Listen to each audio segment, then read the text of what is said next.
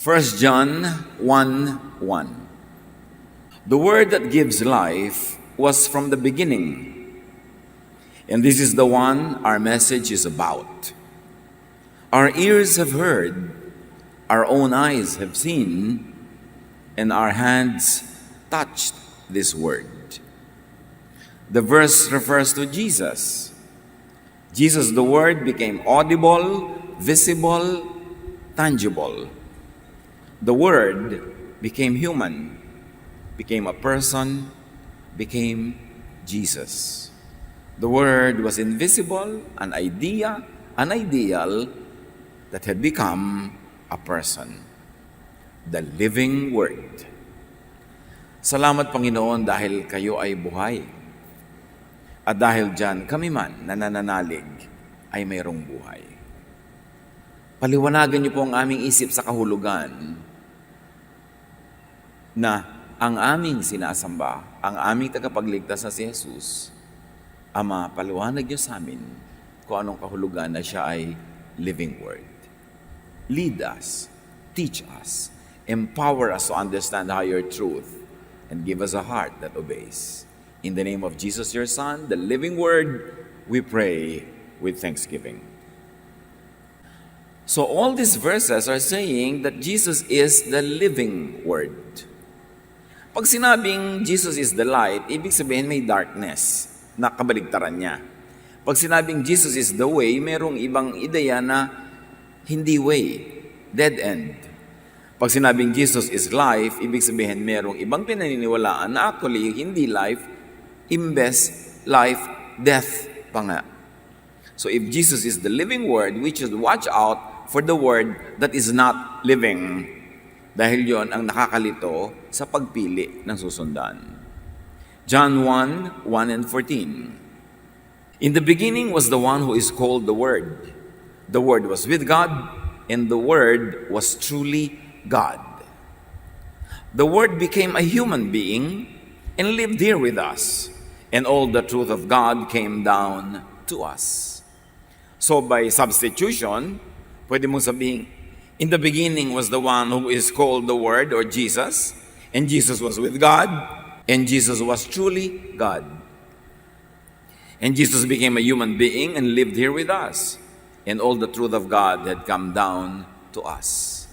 Lahat ng gustong ipaalam, ipaunawa ng Ama sa Langit, inilagay sa pagkatao ni Jesus, at si Jesus ay pinadala sa atin upang makilala natin ang totoo ng lubusan ang Ama na nagsugo sa Kanya. Jesus, above and beyond the written scriptures, is God's living and active word that brings life. Bakit natin binabanggit yung written scriptures? Dahil ang Israel sa pinakamahabang panahon, ang kanilang kinikilalang pagpapahayag ng Diyos sa kanila ay yung kanilang scriptures. Lahat ng sinulat nila, ang kanilang mga tradisyon, ang kanilang mga kaugalian, ang kanilang mga kautusan, yun sa kanila ang ibig sabihin ng Diyos. Yun sa kanila ang gustong mangyari ng Diyos, at sa kanila, yun ang ginidiyos nila. Pero ipinadala ng Diyos ang living word to be compared with the written word that Israel had made an idol of. Sa simula ay dapat nating isipin, the written words were very important, the written words were very, very useful, but when the living word was sent, the living word should be Lord above all words, written or not written. Jesus is Lord of all. In the name of Jesus, every knee will bow in heaven, on earth, and under the earth. And all teachings, written or not, all beliefs, all ways of life, all laws must be submitted to Jesus, the living word that God the Father in heaven sent to be the complete picture of Him on earth. Many people reject the living word and place over it, over Jesus, the living word, the written word. In other words, maraming tumanggi kay Jesus sapagkat ang loyalty nila nasa written word. Tinanggihan nila sapagkat may mga sinabi si Jesus na hindi sang-ayon sa kanilang mga kaugalian, sa kanilang dating paniniwala, at sa mga sinulat ng ilan sa kanilang mga ninuno. John 5:39-40, sabi ni Jesus, "You search the scriptures," and he meant the written word of the Jews, "because you think that you will find eternal life in them. The scriptures tell about me, but you refuse to come to me for eternal life." Sabi, aral kayo ng aral lang written word ng inyong mga scriptures kasi inaasahan nyo na makakaroon kayo ng buhay na walang hanggan sa pamamagitan yan. Pero kung talagang babasahin nyo yan, ang totoo, hindi yan ang message. Nakaturo lang yan sa akin. At ngayong narito na ako, sa akin na kayo dapat makinig, ako na ang dapat yung pakinggan, pero hindi, ang pinipili nyo pa rin yung inyong scriptures at hindi yung itinuturo ko sa inyo. Sa akin lang kayo magkakaroon ng tunay na buhay, masagana, maluwalhati at ganap. Itinuturo kayo sa akin ang inyong scriptures, pero nung nandito na ako, ayaw niyong pumunta sa akin, nananatili kayo sa inyong scriptures. Written scriptures only direct people to Jesus. But Jesus is the real message. Jesus is the living word, the living scripture. Yet the Jews chose the written word over Jesus, the living word. Especially when Jesus canceled, reinterpreted, modified some of their laws, their written word. Kaya yung sinasabing living word, that is in comparison with the written word of the Jews. Mahalaga, importante, pero nung ipinadala si Jesus na living word, lahat na dapat ng kahulugan, interpretation, application ng written word ay papadaanin kay Jesus sapagkat si Jesus ang word of life. Siya ang word that was from the beginning, the word that was with God, the word that was God that was made flesh. John 5:39-40, sabi ng New Testament Pinoy version, pinag-aaralan nyo ang scriptures kasi iniisip nyong makikita nyo doon ang buhay na walang hanggan. Ako mismo ang tinutukoy ng scriptures, pero ayaw nyong lumapit sa akin para magkaroon kayo ng buhay. Kasi nahiwagaan kayo. May mga itinutuwid ako na napaniwalaan nyo ng akala nyo, yun na yun, pero itinatama ng Ama, kaya ako pinadala. Kinukulong kayo ng inyong written word, pinapalaya ko kayo at the living word, pero mas gusto nyo manatiling nakakulong, tinatanggihan nyo ako. Sa katunayan, pinatay nga ng mga Hudyo si Jesus. Kasi na-offend sila na ang kanilang written word ay inire-reinterpret at binabago para sa kanilang sariling kapakanan at kalayaan ng living word na si Jesus. Spiritual life is in the living word, not in the written word. The Spirit of Christ, which really, in many ways, are also described as the Holy Spirit, is also described as, is living and active. Anong ibig sabihin that the Spirit of Christ is living and active? Hindi lang siya nasa freezer. Hindi siya fossil. Hindi siya relic in a museum. Not just carved in stone and inactive and dead in a manner of speaking. Pagka meron kang nakakarve sa stone, hindi yun magre-react sa buhay mo ngayon. The living word, Jesus, is interactive with the believer. Pagka ibinasi mo ang iyong buhay sa mga isinulat na ng mga policies noong unang panahon, walang pakialam yung written word na yon sa buhay mo ngayon. Pag sinabi niyang ganito yon, hindi kanya isinasaalang-alang ang iyong mga realities ngayon, ang iyong mga pangangailangan, ang iyong mga kahinaan, ang iyong mga kakulangan. Hindi. Hindi siya nagbabago. Ikaw ang dapat lagi magbago para mag-adjust sa kanya. At dahil ang written word ng mga Israelites were written thousands of years before, they were written for a civilization that was tribal, that was small, that had its own context.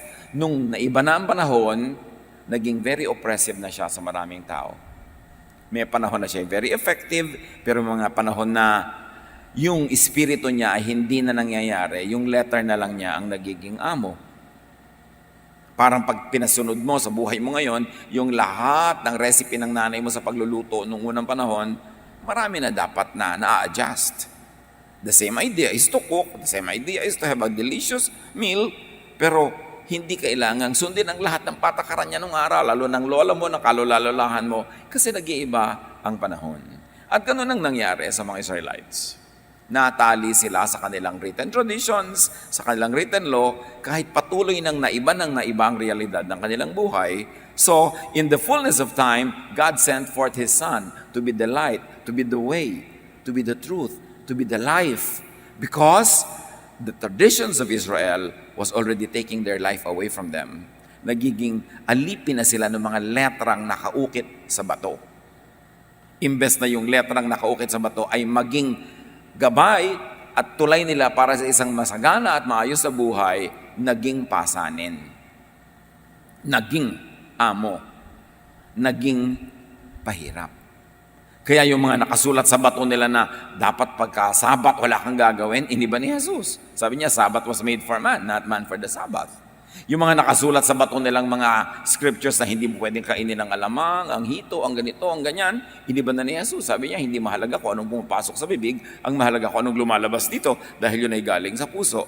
In other words, Jesus, the truth of God, the Son of God, the perfect image of God, was setting the people free from the traditions that were in their scriptures, that were good only for a time, a long ago, but no longer for them at their own time. Yun ang ibig sabihin ng living word. Nakikipag-react, nakikipagtalastasan sa buhay ng tao. Parang merong batas, kailangan hindi ka magpapasok ng tsinela sa bahay. Nakalagay yun doon. Pero nung araw yon, ang linis-linis ng bahay. Yung pala, nagkaroon ng bagyo, nagkaroon ng mga nabasag na bote, puro bote na doon, basag-basag, papasok ka, susundin mo pa yung law na kailangan, hindi ka magtsinelas, magyapa ka, makakabuti ba sa iyo yun? E di magkaroon ka ng mga sugat sa intalampakan. Yun ang sinasabi ng living word.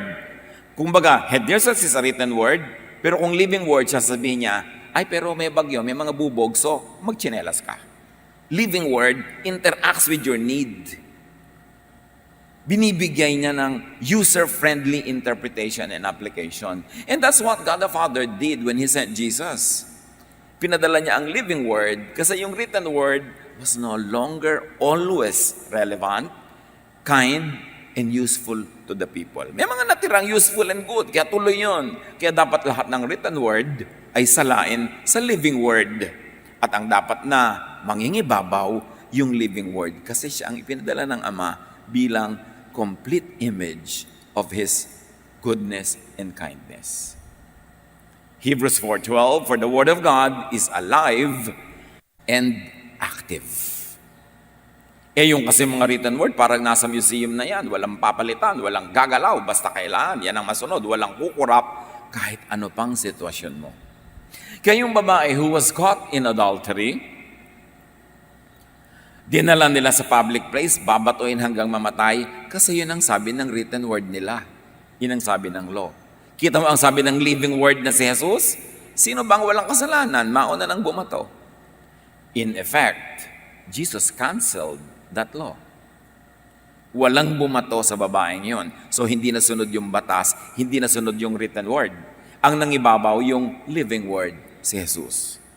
Because the living word considers the situation of that poor woman.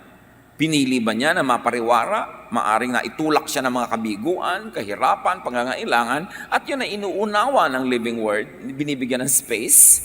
Walang space yun sa written word. Kaya pag laging policy ang pinaandar mo, walang space para maging accommodating and nice and kind ka. Para magche-check-in ka sa isang hotel.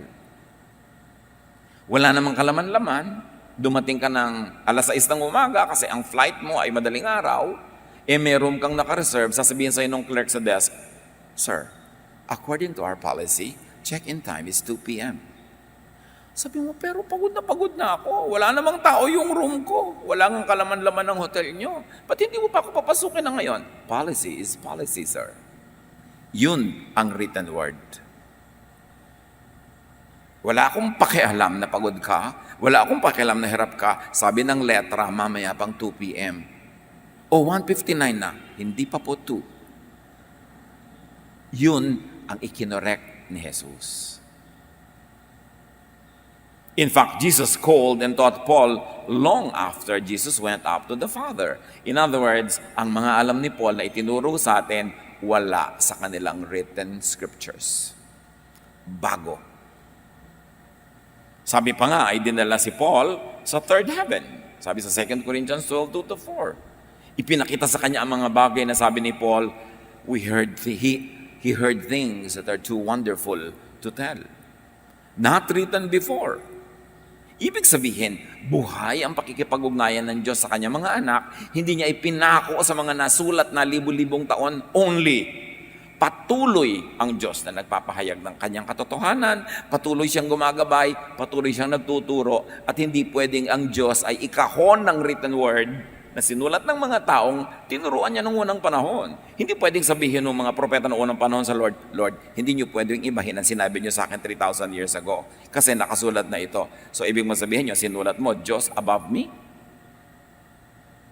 Kaya ipinadala ko si Jesus to make me relevant to the people, to set the people free from needless suffering imposed by the law carved in stone.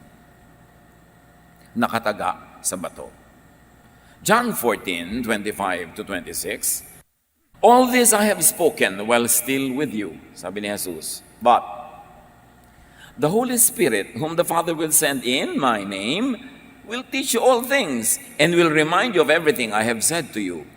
So nakita nyo, binuksan pa ni Jesus ang isang pinto para matuto ang kanyang mga anak at mga tagasunod. The work of the Holy Spirit. Definitely, this is not in the written law. It is not in the written word. Not in the Old Testament, not even in the New Testament that was written. Because the Holy Spirit will continue to deal with, teach, and guide the people of God all throughout time. Kahit nung nasara na yung publication ng tinatawag nating New Testament. Hindi mo pwedeng ikulong ang Diyos sa text. God is God above text. And this is what it means that Jesus is the living Word. John 6:63, the words I have spoken to you, they are full of spirit and life. When the mind accepts and receives the words of Jesus, the believer receives life. So andyan yung written word, kailangan niya na ibigyan ng buhay ni Jesus, bigyan ng buhay ng Espiritu Santo, ipaliwanag at ipaunawa sa atin at doon pa lang tayo makakaroon ng totoong buhay. Kung yung written scriptures ng mga Jews ay nagbibigay na ng buhay, ba't pa ipapadala si Jesus at tinawag siyang buhay, tinawag siyang life? E di redundant, e di duplication. Ipinadala si Jesus dahil hindi na nagbibigay ng buhay sa mga tao yung lahat ng inaasahan nilang nakauka sa bato. Kailangang hingahan ng bagong espiritu, tapunan ng bagong liwanag ang mga napakatanda ng mga ideya na ito at ito ay i-update sa pangangailangan ng mga tao dahil ang dami-dami ng idinagdag maging ng Israel at ng relihiyon ng Israel sa mga nakasulat na hindi na galing sa Diyos, galing na sa kanilang mga pare, galing na sa kanilang mga leaders, crowd control, sinapsychologize yung mga tao. So, sabi ni Jesus, ang pinopromote niya naman traditions of men, not teachings of God. Sinabi yun ni Jesus. Mga sarili nyo lamang ang pinopromote nyo, hindi talagang ang Diyos. So, through Jesus, believers are to interact with Jesus, the living Word. May interaction. Hindi ka one way na dinidiktahan lang. Kaya sabi ng God, come, let us reason together. Marami mga bagay na sasabihin ng Diyos kahit nung Old Testament pa nga Sasabihin nung propeta doon sa king, mamamatay ka na. Ang king naman nagdasal, Diyos ko, huwag yan muna akong patayin, etc., etc. So sabi ng Diyos, sige, ahabaan ko pang buhay mo, bigyan pa kita ng mga victories. Nakikipagtalastasan. There is an interaction between God and His people. Example sa interaction na yan. Kung ibabasin nyo lang ang lahat ng gagawin nyo sa written word, paano itong Acts 16, 6-10? Paul and his companions traveled throughout the region of Phrygia and Galatia, having been kept by the Holy Spirit from preaching the word in the province of Asia. So ang general idea natin, gusto lagi ng Diyos, i-preach natin ang word. Pero sabi, in this instance, pinigil sila ng Holy Spirit na mag-preach sa Asia, which at that time was called Asia, now we call Turkey. Holy Spirit ang pumigil. Hindi lahat ng preaching gusto ng Holy Spirit. Ito nga pinigil eh. When they came to the border of Mysia, they tried to enter Bithynia, but the Spirit of Jesus would not allow them to. Kanina, the Holy Spirit. Now, the Spirit of Jesus na. This is used interchangeably. Ayaw silang papasukan ng Spirit of Jesus sa isang bayan. Wag kayo dyan mag-preach. So they passed by Mysia and went down to Troas. During the night, Paul had a vision of a man of Macedonia standing and begging him, "Come over to Macedonia and help us." After Paul had seen the vision, we got ready at once to leave for Macedonia, concluding that God had called us to preach the gospel to them. So, active ang relasyon ng God with His people through the work of the Holy Spirit and sometimes called the Spirit of Jesus. Sa bawat detalye, kasali ang Diyos, kalahok ang Diyos, so may talastasan. And you must take note that the Holy Spirit, Jesus, and God are all used in this paragraph, referring to one and the same person. 1 John 2:27, Gayunpaman, ang Espiritu'y ipinagkaloob na ni Kristo sa inyo. At habang ang Espiritu'y nananatili sa inyo, hindi nyo kakailanganing turuan pa kayo ng iba. Ang Espiritu ang nagtuturo sa inyo tungkol sa lahat ng bagay. At yan kulang na kulang ang mga Kristiyano kahit ngayon. Kulang na kulang sa pakikipagrelasyon sa Espiritu, sa pakikipag-usap sa Espiritu, lahat itinatanong sa pastor. Lahat iniaasa sa Bible study leader, lahat iniaasa sa libro na nabibili sa bookstore. Walang personal na relasyon sa Diyos. Samantalang yung Diyos, the Holy Spirit, or Jesus, interchangeably, ay diretsong nagtuturo sa bawat anak niya. Yan ang dapat nating i-develop, mga kapatid. A personal relationship with God, with the Holy Spirit, with Jesus. Na merong kang hindi maintindihang verse, hihingin mo sa Panginoon, ipaunawa sa iyo. At hindi lahat ay nasa verse. Ito nga lahat ng ginawa nila Paul, walang verse ito na basis. Diretsyong itinuro sa kanila. Hindi ibig sabihin walang kwenta ang verse, pero may mga bagay na napakamahalaga na hindi dumadaan sa verse. Kasi Jesus is the living Word. Hindi yung Word carved in stone or printed on paper only. Bagamat yun ay pwede rin gamitin ng Diyos. But first and foremost, Jesus is the living Word.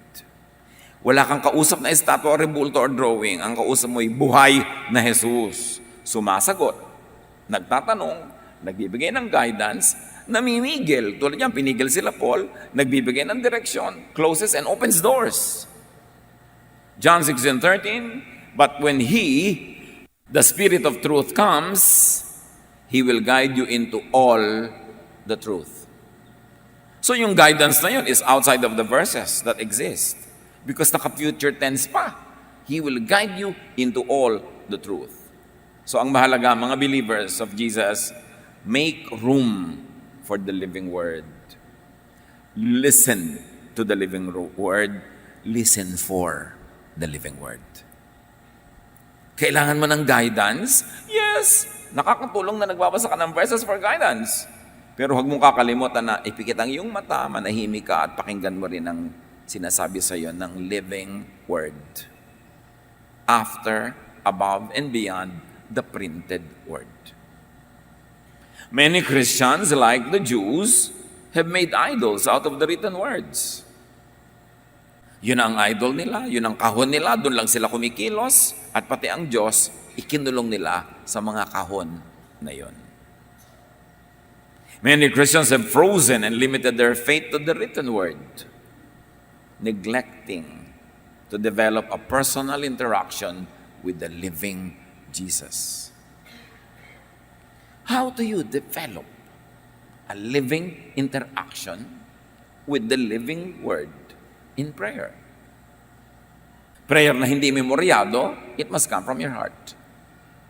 And then a listening ear, because God answers prayer. Kailangan nating i-develop ang personal meditation and reflection. Nagbubulay-bulay, nagmumuni-muni, nag-iisip-isip, o walang iniisip. Nandun ka lang, tahimik ka lang, at hinahayaan mong Diyos na mag-isip. And you make your spirit listen for the voice of the Holy Spirit. It's a personal and private exercise. Marami mga Kristiyano, ang spiritual activity lang nila is to join a worship service and a worship event. Very important. But unless that is balanced with personal reflection, personal meditation, kulang na kulang yun. How else do you develop a personal interaction with Jesus? In study of Jesus' teachings. Yung pagbabasa niyan, pag-i-interpret at pag-a-apply the way Jesus would. How else? Your interaction with Spirit-filled persons. Kung minsan ang interaction mo with verse worshipers, ma-oppress ka, makukulong ka, ma-judge ka. Minsan naman, useful din yun. Pero do not neglect your interaction with Spirit-filled persons. Yung ang kanilang spirituality, hindi nakakulong sa verses, hindi nakakulong sa written word, kundi malayo ang nararating dahil sumusunod sa free Spirit of God. How else do you develop a personal relationship with Jesus? In obedient action. Ito ang pinaka-effective way to know Jesus and to interact with Jesus, to obey what He tells you to do. Kasi sa pagsunod mo, nakikita mo ang ganda, ang fruitfulness, yung power ng way ni Jesus. Kaya kung naniniwala ka lang, praise the Lord ka, pero hindi ka naman sumusunod sa mga sinasabi sa iyo, hindi ka magkakaroon ng personal interaction with Jesus. Kasi the best way to fellowship with Jesus is to join Him at work. Sabi niya, whoever does my work is the one who believes in me. Kasi the more you do the work of Jesus in Jesus style, the more you will know Him. Malalaman mo, ay ganito pala, tama pala, ito talaga ang paraan ni Jesus. This is what works. And of course, another way to develop your personal communication with Jesus is by sensitive openness. Bukas ang isip mo, hindi nakasara. Sensitive ka. Sensitive. Limiting oneself to the law, to the written word, would negate the work of Jesus that sets free. Kasi by basic method, the written word will restrict and confine you. It is the living word that will set you free. Romans 3:19. Now we know that whatever the law says, it says to those who are under the law. Therefore, the law does not speak to Jesus believers who have been saved by Jesus from the law. Jesus believer ka na, Jesus follower ka pa, paslo ka pa ng law, eh sabi nga, whatever the law says, it says to those who are under the law. But you are under grace, you are not under the law by the work of Jesus, so hindi na yan dapat ang main reference mo sa buhay. Ang reference mo is the living word. And even the written words of Jesus. The law is not effective to those who are not under the law, but under grace, under God's grace, through Jesus. So pag lagi mo pinapairalang law, basa ng law, yan ang pinusunod mo, dapat sabihin mo, teka nga pala, I'm under God's grace, so hindi ito para sa akin. May mga mapapakinabang ako dito, may mga mapupulot ako dito, pero lahat ng kontra sa work ni Jesus, sa kanyang pagpapalaya, sa kanyang walang patakarang pag-ibig at pagtanggap, hindi na yon effective sa akin na anak ng Diyos through my faith in Jesus. In fact, the living word sets people free from the rule, oppression, and judgment, from the heavy burden of the law, which is really the written word. Ano daw ang nangyayari sa na kay Jesus na ipinagpipilitan pa yung law? 2 Corinthians 3:14-16. But their minds were made dull. For to this day, the same veil remains when the old covenant is read. It has not been removed, because only in Christ is it taken away. Even to this day, when Moses is read, a veil covers their hearts. But whenever anyone turns to the Lord, the veil is taken away. How clearer could one get? Yun daw nagpipilit kay Moses, nagpipilit sa written word, yung nagpipilit diyan sa mga law na yan, nagdidilim ang isip, pinagdidimlan ng katwiran. Sapagkat tuwing pupunta ka kay Moses, tuwing pupunta ka sa mga written laws na yan, dumidilim ang iyong isip na parang tinatalokbungan ka ng takip.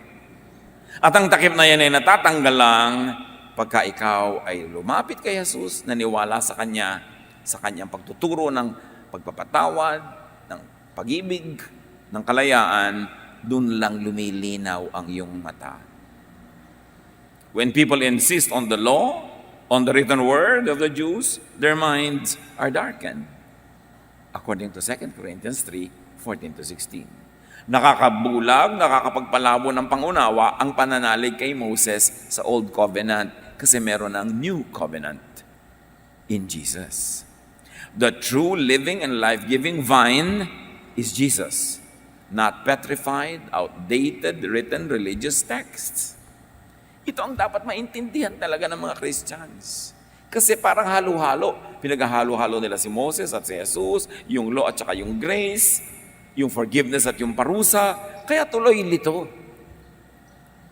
John 15:5, sabi ni Jesus, I am the vine, you are the branches. If you remain in me and I in you, you will bear much fruit. Apart from me, you can do nothing. Malinaw ang sinasabi niya. It is in remaining in Jesus' words, not in other words, that there is life and power. 2 Corinthians 3:6. He makes us worthy to be the servants of this new agreement that comes from the Holy Spirit and not from a written law. After all, the law brings death, but the Spirit brings life. Hindi mo nun pwede hindi ito makita kung nagbabasa ka ng Bible. Sabi niya, nagiging lingkod tayo ng Diyos dahil sa bagong kaayusan. Based on the living word, not on the written word, the law. Sabi niya, sa katunayan nga, wala ka namang mapapala dyan sa law. Mamamatay ka pag dyan ka sumunod. Kasi hindi ka papasa sa lahat ng inihingi niyan sa'yo. Gusto mo ng buhay? Go to the Spirit. The Holy Spirit, the Spirit of Jesus, the Spirit that God the Father sends. Binigyan niya kami ng kakayahang maging lingkod ng bagong tipan, isang kasunduang hindi ayon sa kautosang nakasulat, kundi ayon sa Espiritu. Sapagkat ang kautosang nakasulat ay nagdudulot ng kamatayan, ngunit ang Espiritu ay nagbibigay buhay. So, huwag ipagpilitan si Moses sa buhay. Dumating na nga si Jesus, the living Word. Jesus saves people from judgment, from death, from the old covenant that says, the soul that sins, it shall die. The covenant that says, if you follow all the laws but break one, it's as good as breaking all. The law that says, no one is righteous, not even one. So lugi ka dyan. 2 Corinthians 3:7-8, the law of Moses brought only the promise of death, even though it was carved on stones and given in a wonderful way. Sabi niya, alam niyo, pag sinunod kayo ni Moses, dadalhin niyo yan sa kamatayan kasi kahit kailan hindi kayo papasa. Sabi, oo, nakauka yan sa magandang bato at ang ganda ng pagkakabigay, dramatic. Pero ang ending niyan, kamatayan. Huwag kayo dyan umasa. Umasa kayo kay Jesus, the living Word. That saves you from that law because that law will only condemn you. Well, some old verses are important guides for spirituality, and indeed there are many, many old verses that are still very, very important. The written word is not the foundation or center of the Jesus faith. Jesus, the living word, is. What Jesus said that is written now in the Gospels, that's the most important. But Jesus continues to speak to us beyond the written verses. After the written verses had been finalized by their editors and their publishers, God still speaks to His children now through the living word. Huwag niyong papabayaan yung communication niyo with the living word dahil yun ay buhay at patuloy. 1 Corinthians 3:11, because Christ is the only foundation. Walang iba. Walang ibang teacher, walang ibang katuruan. Because Jesus lives personally, connecting with Him will give spiritual life to believers. Sabi nung iba, dry na dry po ang buhay ko, parang wala ako sa Panginoon. Baka puro verses ang inaasahan mo. Ni hindi nga po ako nagbabasa ng verses. Yun naman pala, ni hindi ka nagbabasa ng written, tapos wala ka rin ng living word, feeling dead ka talaga. Kasi ang tunay na yung buhay na buhay ka, you interact. Yung kausap mo ang Diyos, nakikipagtalastasan ka, nagtatanong ka, at makikita mong sumasagot. God answers. Hindi yung ang lahat ibabase mo sa mga policy, sa mga nakasulat. Ano po ang pwede natin gawin ngayon sa church? According to our church discipline, Article 4, Paragraph 3, ganito dapat ang gagawin natin. Puro written naman po tayo. Hindi ba pwede tayo ngayon magtanong sa Spirit directly at maniwala tayong nag-guide siya? Naku, huwag kang nagaganyan. Baka ma-misguide ka ng devil. It's true, pwede ka ma-misguide, pero pwede ka rin mag-guide. Dapat lang binabantayan mo kung guni-guni mo na lang pala yung akala mo sagot ng Diyos. Paano mo malalaman guni-guni mo lang yan? Maging maingat tayo kung ang akala natin na sagot ng Diyos ay yung talagang gustong-gusto natin marinig. Kasi guni-guni lang natin yon, pwede yon. O yung desire mo talaga, be suspicious of yourself. O masyadong self-serving at masyadong in your interest, maaring hindi Diyos ang naglilid sa'yo nun, kundi yung sarili mo lang desire. Kaya yung mga tunay na tinawag ng Panginoon sa ministry, 99% doon, ayaw sa ministry. Sa una ayaw talaga. Pero talagang doon sila nadala kasi Diyos ang may gusto. So be suspicious of yourself when you like something too much also. Baka gusto mo lang. Kaya mas nakakatiyak ka nga na Diyos ang may kagustuhan kung yung nagaganap labag sa yung kalooban. Pero yung pa rin ang nagaganap, maaari talagang the Lord prevails. Pero pwede rin naman na yung gusto mo, gusto rin ng Diyos. So, magkaayon kayo, kaya napakasarap sumunod. Pero may mga pagsunod na hindi masarap. Pero sumusunod ka talagang dahil yun ang gusto ng Diyos at malinaw sa yung yun ang gusto ng Diyos, kaya kahit mahirap, sumusunod ka. Katulad ni Paul, marami siyang kanyang experiences. So, wag laging puro law. Puro don't do that. God saw you. It's a sin. Kasi nga, hindi na tayo under the law. Wala tayong license to do everything wrong. We were set free to be good, to be kind, to be loving, not to be wrong and not to be evil. Romans 7:6. But the law no longer rules over us. We are like dead people, and it cannot have any power over us. Now we can serve God in a new way by obeying His Spirit, and not in the old way by obeying the written law. So may mga new ways. At yung new ways ng New Testament, 2,000 years ago na yon, pwedeng newer ways are available now because God is living. Hindi siya na-preserve at nalagay sa museum nung isinara na yung New Testament. Patuloy ang Diyos na buhay at hindi siya pwedeng ikulong sa written text. Kaya dapat tayong nakikinig lagi. The Spirit of God lives in our hearts. Makikinig kayo doon. Makikinig tayo sa written word. Pero pag nagkontra yung written word at yung malinaw na udyok ng Spirit, which ang ending is loving, kind, restful, unahin ang pakikinig sa living word. Ngunit malaya na tayo ngayon mula sa kautusan dahil namatay na tayo sa kasalanang dating umaalipin sa atin. Hindi ang ibig sabihin nito ay hindi na ako nagkakasala, lagi na akong panalo sa kasalanan. No, patay na tayo sa kasalanan, ibig sabihin wala nang hold sa atin yung law that covers the law against sin. Pag namatay ka, hindi ka nagsisingilin sa utang. Pag namatay ka, lahat ng utang mo bayad. Yan ang ibig sabihin, patay ka na sa kasalanan. Ibig sabihin, bayad na yan. hindi ka na pwedeng singilin ulit. Binayaran na yan ni Jesus. Kaya tayo naglilingkod sa Diyos, hindi ayon sa lumang batas na nakasulat, kundi ayon sa bagong buhay ng Espiritu. At ano ang patunay na bagong buhay ng Espiritu ang umiiral sa atin at hindi ang batas, hindi ang nakasulat? Ang buhay natin ay napupuno ng forgiveness, ng acceptance of others and of ourselves, and of love. Because you will know a tree by its fruit. At sabi ni Jesus, malalaman nilang tunay ko kayong mga alagad kung kayo nag-iibigan at maibigin. Yun ang tunay na pamantayan. Paano malalaman na, paano itong ginagawa ko? Approve ang Diyos dito? Samantalang sabi ni Moses, batuhin. Pero eto ngayon ang resulta. You become forgiving, you become loving, you become accepting.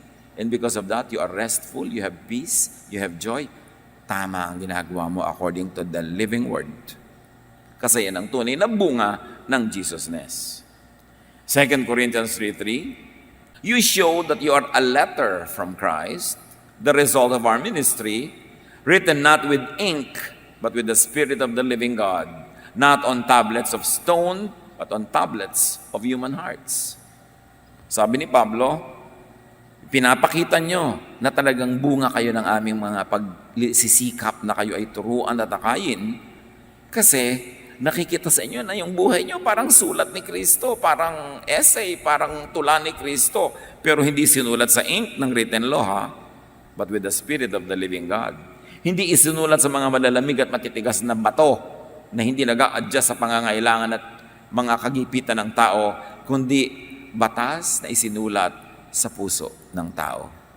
Pusong mapagtanggap, maibigin, pusong binibigyan ng puwang ang pangangailangan ng kapwa at hindi gumagamit ng written law para siya gipitin at parusahan. To stay spiritually alive, Jesus believers must develop interactive communion with the living Word of God, and that is Jesus. Kahit pa man ng Old Testament, alam na ng Diyos, napakatigas ng puso nito mga relihiyosong Hudyo na ito. Kaya sabi niya sa Ezekiel 36:26, I will give you a new heart and put a new spirit in you. I will remove from you your heart of stone and give you a heart of flesh. Sabi ng Diyos through Ezekiel, ang titigas ng puso nyo kasi puro kayo verse. Hindi kayo mabait, hindi kayo mabuti, puro kayo legalism, puro kayo batas, lahat tuloy, bagsak. Papalitan ko ang matigas na baton yung puso ng isang malambot na puso ng tao. Tumitibok, umiibig, nagmamahal. Ang inuuna ay pag-ibig kasi legalism. Sabi niya yan ang gagawin ko sa inyo kung tatanggapin niyo ang Espiritu ng Diyos. 2 Corinthians 3:17-18, the Lord and the Spirit are one and the same, and the Lord's Spirit sets us free. O ayan na, sinabi na ng verse. Maraming references na sinasabing Holy Spirit, si Jesus, pareho yun. Kaya pag sinabi ni Jesus, I will send the Holy Spirit to you, parang na sinasabing, I will be with you always to the close of the age. Kaya may nagtatanong, sino po ba talaga ang kasama natin, ang Holy Spirit o si Jesus? Kasi sabi niya, I will send the Holy Spirit. Pero sabi naman ng ibang verse, I will be with you. Eh di siya yun. Iba-iba tawag. Kasi malinaw na, the Lord and the Spirit are one and the same. And the Lord's Spirit sets us free. Ang Panginoong binabanggit dito ay ang Espiritu. At kung nasaan ang Espiritu ng Panginoon ay mayroong kalayaan. So yan ang isang proof that it is the living Word that is at work, not the written Word. May kalayaan. Hindi lahat nakakahon, hindi lahat super strict, hindi lahat bawal. At ngayong naalis na ang talokbong, nagniningning sa ating mga mukha ang kaluwalhatian ng Panginoon. Si Moses kasi, nung nakakausap niya ang Diyos, nagliliwanag siya. Literally, nagliliwanag siya. Pero nung nawawala na yung liwanag niya, nalolobat, ayaw niyang ipahalata sa mga taong nawawala yung liwanag. Pagka imimit niya mga tao, nagtatalokbong siya. So iisipin ng mga tao, maliwanag pa rin siya, kaya lang may talokbong. At itong pinagmumulan sinasabi. Sabi niya ngayon, hindi tulad ni Moses. Dahil kay Jesus, alisin man ang talokbong, nagniningning pa rin ang mukha natin sa kaluwalhatian ng Panginoon. Kasi ang kaluwalhatian ni Moses noon ay nanggaling sa law. Ang kaluwalhatian natin ngayon ay nanggagaling sa living word. Hindi na kailangan ng talukbong, hindi na kailangan itago, hindi na mawawala ang kaluwalhatian ng Diyos sa atin. And in another way of speaking, pag tinanggal yung takip ng iyong mata, kasi sa takip ng iyong mata, parang may belo, malabo ang tingin mo sa Diyos. Ang tingin mo sa Diyos malupit, ang tingin mo sa Diyos laging galit, ang tingin mo sa Diyos laging nagpaparusa, namamalo, etc. etc. Pero nung tinanggal ang talukbong ni Moses, nakita mo ang tunay na ningning ng Diyos. Mabait, mapagpatawad, maibigin. At yun ang tunay na kaluwalhatian ng Diyos, revealed by God through Jesus, His Son. At ang kaluwalhatian yan ay nagmumula sa Panginoon na siyang Espiritu. Ang siyang magbabago sa atin mula sa isang antas ng kaluwalhatian hanggang tayo'y maging kalarawan niya. Pag daw pinairal mo sa iyong buhay ang Jesusness, pinairal mo sa iyong buhay ang turo ni Jesus, ang patuloy niyang pagtuturo hanggang ngayon, because He is the living Word, dun ka lang magbabago hanggang maging kawangis ka ni Jesus. Eh bakit po ang tagal-tagal ko ng born again, kawangis ko pa rin ang kapitbahay? Hindi si Jesus. Eh baka nasa written word ka lang lagi, wala ka sa living word. In fact, ginagamit pa yung written word para ibato sa kapwa, para manghusga. Eh talaga nga, kabuka ka ng kapitbahay mo. Kailangan lagi kang lumubog, lumangoy, sumandal, tumira sa house of the Lord. And sabi, I will dwell in the house of the Lord forever. And that house of the Lord is the house of the Spirit, the house of the living Word, Jesus. Because the written word means imprisonment. Lahat bawal. Lahat nako-condemn. But the true Jesus believer sets other people free as well. Free to love and to be loved. Hindi free to do wrong, ha? Free to love and free to be loved. Are you free to love? No. May mga nanay nga dyan, gusto itakwil yung anak. Magpapapayo sa akin, Pastor, yung anak ko po, naku ang buhay, ang lifestyle, ang character, very unbiblical. Itatakwil ko na, palalayasin ko na. Sabi ko, bakit naman? Eh kasi po talagang against siya sa mga laws of God, ang buhay niya. Sabi ko, alam mo, bago ka maging theologian, babae, ba't di ka na lang muna maging ina? Pakananay ka na lang. Ibig mo sabihin, hindi ko po itatakwil. Eh may nanay ba naman nagtatakwil sa sariling anak dahil lang hindi ka agree sa buhay niya? Hindi na nga siya agreeable sa'yo, hindi siya agreeable sa marami. Sino pa ang kukup-kup sa kanya? Ikaw ang inanay niya eh. Wala kang ka-Jesus-Jesusness, puro ka-Mosesness. Yan ang napala mo kasi simba. Naging malupit ka sa sarili mong anak. Puro doktrina ang laman ng iyong utak. The highest doctrine is the doctrine of love. Tapos para lang good-looking ka sa church, ba ipakitang godly woman ka, itatakwil mo sarili mong anak. Anong klaseng nanay ka? Nasaan yung Jesusness? Kaya na sinasabi, the living word must prevail over the written word. And the living word is telling us all the time to love, to be loving, and also to be open enough to accept love. Kasi marami wala silang problema to love, pero may problema sila to accept love. Pride, masyado insecure, ayaw nilang minamahal sila, ayaw nilang tinutulungan sila, kasi gusto nila self-sufficient sila. Pero in their own private time, alam din nila yung sinasakmal din sila ng mga pangangailangan at mga kalungkutan. The living word means freedom. The living word sets people free to become like Jesus. The living word sets people free into Jesusness. Yun ang mahalaga sa lahat, Jesusness. Hindi lang Christianity.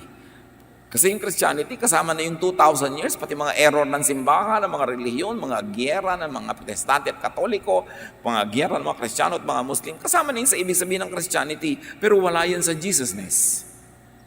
Kaya dapat bumalik ka doon sa basic, very, very fundamental spirituality, which is based on Jesus, not on the history of the church. Because the church had not always been faithful to Jesus. Yung pangangamkam ng mga lupa, pagpatay sa mga ibang may paniniwala, walang Jesusness dyan, but that's part of Christian history. Kaya dapat balik ka kay Jesus. Hebrews 8:10, but now I tell the people of Israel, this is my new agreement. The time will come when I, the Lord, will write my laws on their minds and hearts. Get nyo ba yan? Hindi lang yung nakasulat sa papel, nakauka sa bato, ang law ng God. Sabi niya, I'm going to write my laws, my new agreement on their minds and hearts. Kaya hindi po ako pwede mag-quiet time, wala po akong dalang written word. Wala ka bang utak? Wala ka bang puso? Nagsasalita din dyan ng Diyos. Huwag kang masyadong over-dependent on religious props. Because your heart is the kingdom of God. Your mind is the throne of God. Pag inialay mo yan sa Panginoon, maninirahan dyan ng Panginoon. Sabi niya, the kingdom of God is within you. Andyan. The word of God is within you. Makinig ka lang. Because the word of God is alive. Hindi siya frozen. Hindi siya preserved. Siya ay alive. Kaya mahalaga mga kapatid talaga yung personal meditation. Kakausapin ka ng Diyos. And the Word of God is not always on stone or paper. Because on stone and paper, it is cold and hard and dense. Saan daw ilalagay? In your minds and hearts. Ibig sabihin, God will speak to you through reason and through love. Not cold legalism. Kita nyo, ang law ng Israel na nakauka sa bato, nakasulat sa papel, sabi, yung babaeng caught in adultery dapat patayin. Pero ang pinairal ni Lord, yung law na nasa mind and heart ng tunay na mga anak ng Diyos. A heart that is loving and reasonable, that says, oh come on, let's put this law in the museum because my heart and my mind tells me that this woman needs to be loved. And people will insist, but the law says. Pero sabi nga, we have a new agreement with God, a new covenant, written in our hearts, in our minds.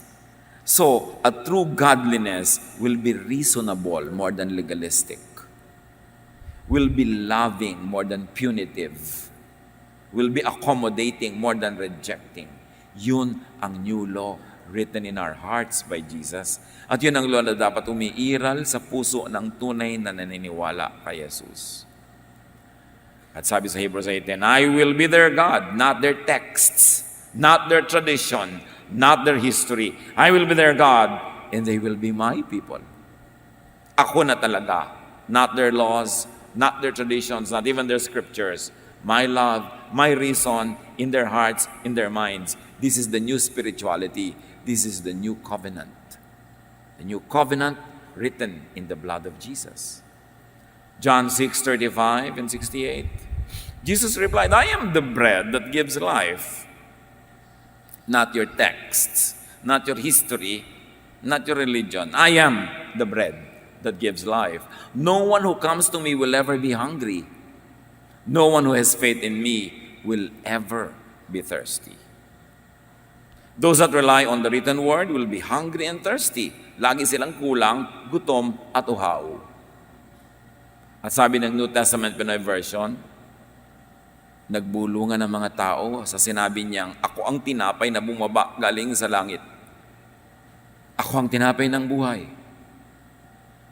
Marami sa mga disciples ni Jesus ang nakikinig nito, ang nagsabi, napakahirap ng teaching na to. Sino kayang makakatanggap nito? Dahil dito, maraming disciples ni Jesus ang tumalikod at ayaw nang sumunod sa Kanya. Bakit? Gusto nila yung written law. Ayaw nila nung living word. Gusto nila yung written word nila. Kaya tinanong niya ang 12 disciples, kayo, gusto nyo rin bang umalis? Sumagot si Simon Peter, Lord, kanino kami pupunta? Nasa inyo ang salitang nagbibigay ng buhay na walang hanggan. Naniniwala kami at naintindihan namin na kayo ang banal na pinadala ng Diyos. Kayo ang perfection of the law.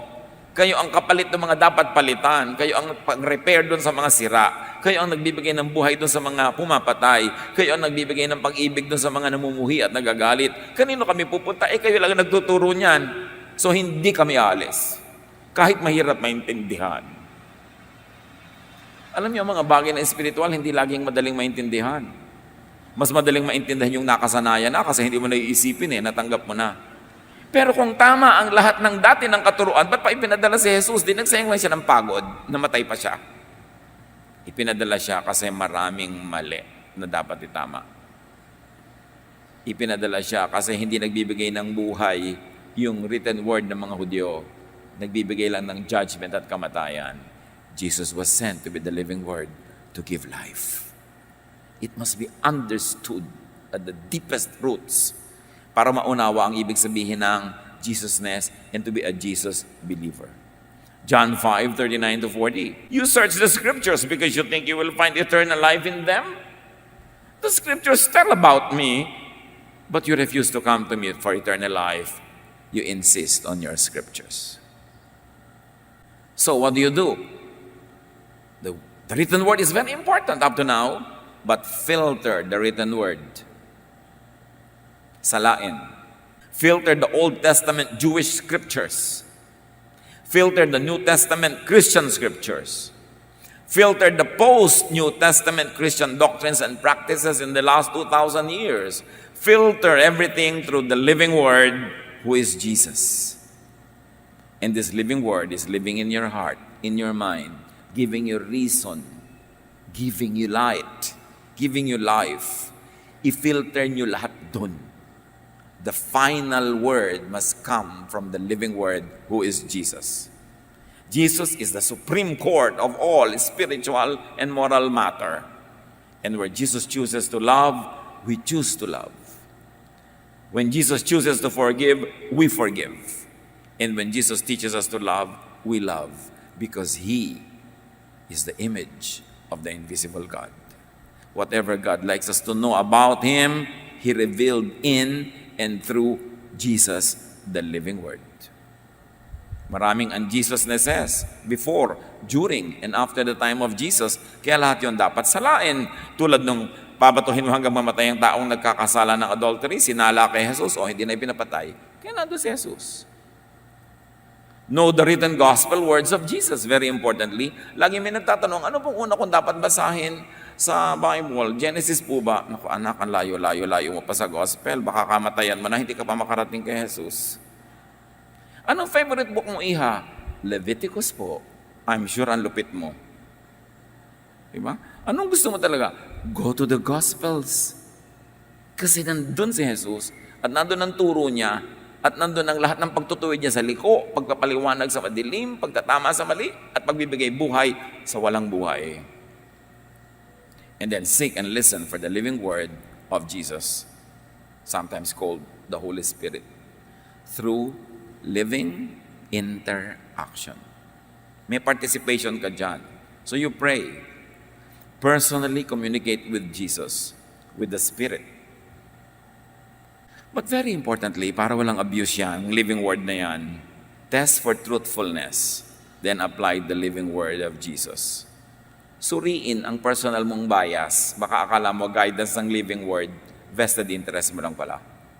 Suriin ang yung personal desire, ang selfish interest. Suriin din ang mga sabi-sabi ng iba. Kung minsan nakatanim sa utak mo, akala mo galing sa Diyos, sabi-sabi lang pala ng iba. Suriin ang mga kung ano-ano pa, and all this could shape God's will. Yung sabi, ito ang God's will, God told me, suriin nyo lahat yan sa mga pamantayan. Kasi God told me, papautangin mo daw ako, guni-guni mo yan, kasi God did not tell me. Ibig mo sabihin, bibigyan ka ng Diyos through me, sa'yo sinabi, hindi sa akin. So, wishful thinking mo lang yan, sister. Hindi yan will of God, hindi yan living word, guni-guni mo yan. So, marami rin tayong guni-guni, so dapat din natin talagang suriin. That's why it is important to know the written word in the gospel, the word of Jesus, and then, i-compare mo sa inire-reveal sa iyo na living word. And when the comparison puts your interest at first, gives you advantage, be suspicious. The living word revealed to you is mostly for personal application only. Hindi mo pwedeng sabihin, may revelation sa akin ng Diyos na lahat kayo magbibigay sa akin ng tigwa 1,000. No. A living word revealed to you is mostly for personal application and it guides only your own behavior, not the behavior of others. Hindi ka pwedeng gumawa ng doktrina for others out of the personal revelation to you by the living word, the Spirit. Kasi, kung para sa lahat yon, dapat ni-reveal din sa lahat.